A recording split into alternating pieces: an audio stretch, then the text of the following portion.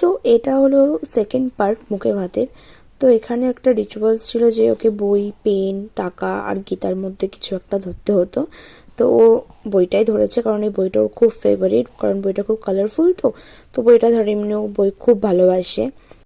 আর এমনিও আমাদের শ্বশুরবাড়িতে অন্নপ্রাশনের কোনো রিচুয়ালস নেই, তাই ওকে জাস্ট এমনি মুখ ঠাকুরের থেকে ভোগে না ওকে মুখে ভাতটা দেওয়া হয়েছিল।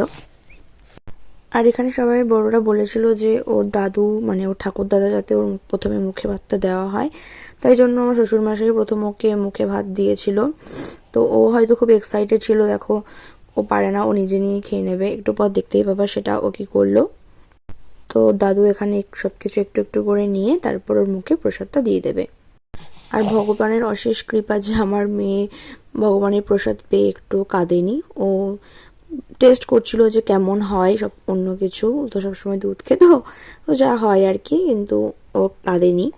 ও হয়তো এটাই ভাবছিল যে কি খেলাম, আমার মুখে এগুলো কি দিচ্ছে, এতদিন তো আমি দুধটাই খেতাম, তো এখন আমাকে কি দিচ্ছে এগুলো।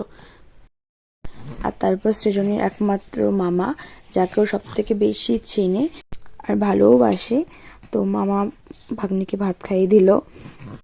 মামার হাতে ভাত খেয়ে তো ভাগ্নি অনেক বেশি খুশি হয়ে গেছিলো।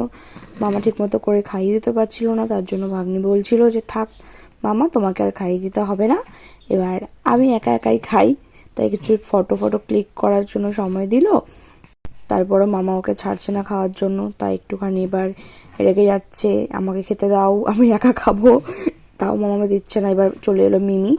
মিমি বলছে দাঁড়া আমি একটু খাইয়ে দিই তোকে, কিন্তু মিমিকে সেই সুযোগটাই দেওয়া হলো না। ফটো তুলতে তুলতে ওনার তো খুব রাগ হয়ে গেল, তো এক্ষুনি দেখবে কান্না করে দেবে। মিমির কোলে যেতে চাইছে না, তারপরেও কেন মিমি কোলে নিল। এদিকে ও বলছে আমাকে খেতে দাও, অথচ ওকে কোলে নিয়ে আগে ফটো